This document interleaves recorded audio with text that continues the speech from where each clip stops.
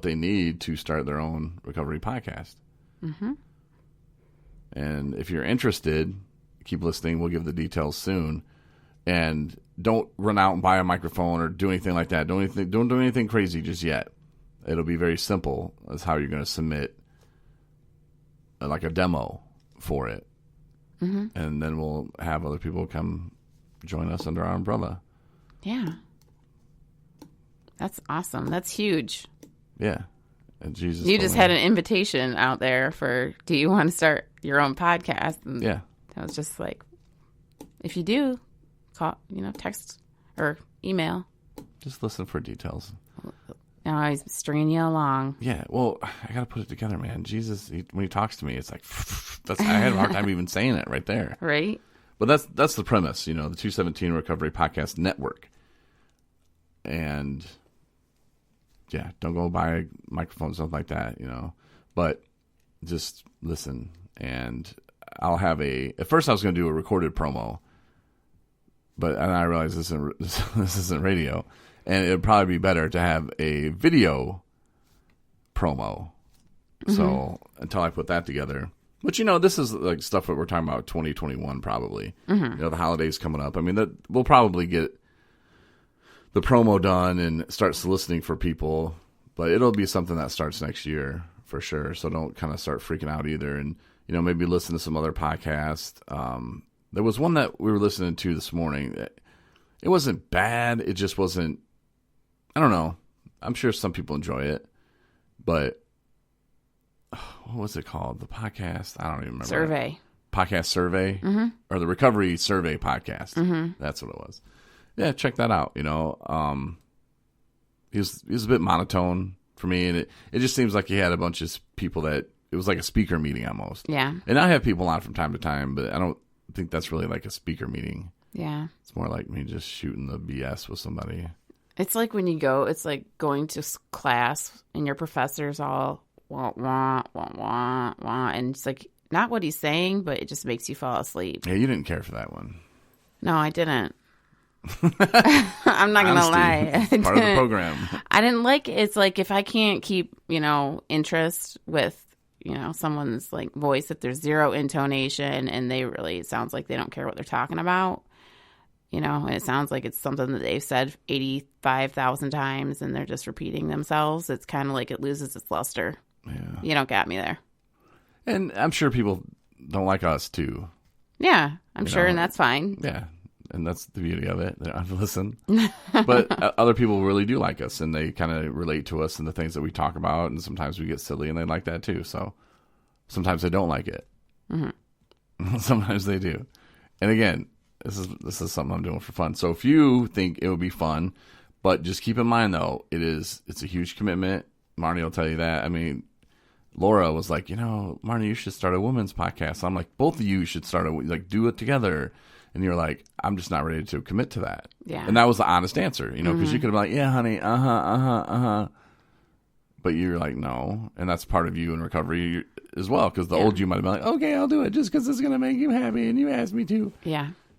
But you're like, no, I'm not ready to commit to that. It takes time. You got to set a day that you're going to do it. And we do this one 4 times a week, and it takes commitment. It takes a willingness. And you can't just be laying in bed going, oh. And sometimes we do it. Mm-hmm. Oh, we got to do a podcast. Yeah. But we get our asses up and we go do it. Yep.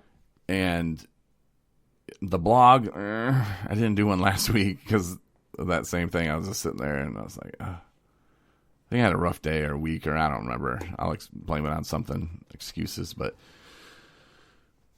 yeah, the podcast is something that you will have to commit to, and I'll help you out every step of the way. And I can put on my old program director hat. Like, don't swear so much, bro. Right. I'll stick my mom on him. I'm like, Mom, listen to this and give me an honest critique. Mm-hmm. Then she will. I'm like, this is what my mom said. You guys suck. Just kidding. Mm-hmm. I mean, I don't really say it like that. Right. I was kind of mean though to a couple of people when I was program director. Mm. Especially in Benton Harbor, man. Those guys were just bad. And it's like walking into a room and they're like, I want you to paint all the chairs white. And you're like, oh, okay, cool. You just think it's a normal size room. Then you go in there and you realize it's like stacks of chairs, not even like open, but just millions of them. That overwhelming feeling that you would have, like, oh my God, that's what I felt when I went back to Benton Harbor. I was like, where do I start? Yeah. Like, this is never going to end. Mm-hmm. It was horrible, but yeah. So anyway, yeah, stay tuned for that. So, do you want to talk about sex, or do you want to talk about wedding jitters? Doesn't matter. Okay, good. Thought you'd say that. Let's talk about wedding jitters. Okay. Because Marnie and I, of course, if it's your first time listening, we're getting married next month. 12th of December. I'm pretty excited. I'm really kind of getting excited. Today I was like, I don't know if it's because some of the dresses, like you're really kind of starting to move forward with that. And it's just like, got the honeymoon suite thing all figured out. Families got their stuff booked. Mm-hmm. COVID tests are being scheduled. Gotta add that in there. Yeah. So I don't know. It's just kind of getting exciting, and I'm starting to really feel it. Yeah. Mm-hmm. So you're having wedding jitters, like not jitters. I think it's healthy. I'm not nervous about it, but I don't know. I just think it's great, and I never would have imagined. Like when I listened to that voicemail for the first time, if you would have popped in and said, hey, in 2 years, bro, you're going to be completely different. You're going to be getting married. What? Mm-hmm. I would have freaked out, called you a liar. Like, I'm just hallucinating. I've been more aware of wedding things on TV, shows or things that pop up, commercials. I'm more mindful, aware. They pop out to me more. I'm like, why is all this wedding stuff on now? Everywhere I turn, it's stuff about weddings. No, it's probably always been there. I just never really paid attention to it. Or it's your phone listening to you. Yeah, it's true. I know my Amazon, now my Facebook is like everything. I'm still getting ring stuff on there. I'm just like, I can't get away. I've already done that part. At least give me something else that I'm supposed to be doing on my checklist. But no, it's awesome. It's like, these are the things that are on our plate right now. These are the things that we need to figure out is what we're going to have in our rehearsal dinner for food. Mm-hmm. Those are some awesome things to have be on your brain. Yeah, and we'll break it down for you too, because originally, personally, I was thinking, okay, a fall wedding would be beautiful, and the trees, and especially in northern Michigan where we live. It's just beautiful, in October, early October. So it's just like, yeah, that's what I want. And then I think you wanted somewhere where it's hot as hell out, because that's what you like. And I was like, all right, that's what we'll probably have to do. And then it became family members, the people that we're going to have in our wedding. My brother lives in California. My other brother and sister live downstate, but they have kids. And not that would really matter, but just kind of getting everybody together. Who are we going to invite? And I don't really want a big wedding. And that's not going to work because your sister lives overseas and a different country, and your brother lives in California. And it's just like, yeah, how are we going to arrange all this? And it was a lot of coordinating that seemed like a lot of work. No, and I'm not saying that it wouldn't have been worth it or what have you, but I'm just going to say it is this COVID thing has made everything way freaking more difficult. It's a given, and people are more hesitant on the traveling piece and, putting together who can be where and when. And then the kids are in school and they have jobs as well. When can they get away? And I think though, COVID, mm-hmm. it's a blessing.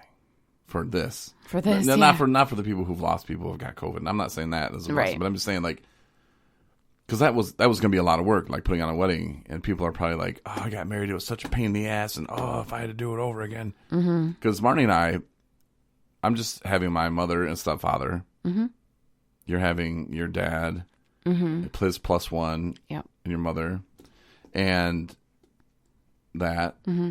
So very small. I mean, how many people would be like, "Oh my god, that'd be awesome." We have 6 guests. Yeah, and then 7 if you count the pastor. Like, and then maybe Tyrone. Yeah, cameraman. Yep. So it's like, I bet there are people out there like, "Oh, I'm so jealous. You guys are doing it. It's just so small and just intimate." And I it's perfect. You know, it worked out how it was supposed to. But yeah, we were just sitting there thinking, man, next year. And then the people that were supposed to get married this year that already pushed their wedding back to next year. And then there's going to be more people trying to get married.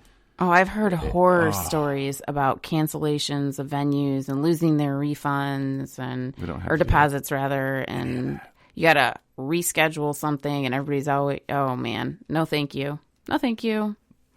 So it started out as wedding jitters talk, and then it turned into us bragging about how awesome we are, and that we didn't have to go through all that. This is how good life is when you're clean and sober.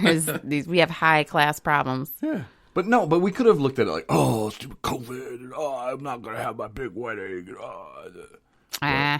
No, I'd look at it as like I said, it's a blessing, but I mean, I think it's happening the way it's supposed to, and we've accepted it and did a good job of what can we control about the situation? Mm-hmm. You know, what can I control about this? You know, well, we can get married now, unless we want to wait a year and then see if that works out, and probably not, and let's just do what we can do right now. Yep. So... yeah, pat myself and Marnie on the back for that. Mm-hmm. All right, now what everybody's been wanting to hear. Sex talk. Thanks for tuning in. I just summed up my part. No, we were kind of, I don't even know how we got on the subject, but I hear you searching on your phone about what animals have sex for fun? Yeah. Or for pleasure? Yeah. Well, I mean, we all know that, you know, procreation, you know, needs to happen. And animals, any being, reproduction is the way that you keep, you know, the circle of life, what have you. And the next generation, and keeps, you know, the universe alive and what have you.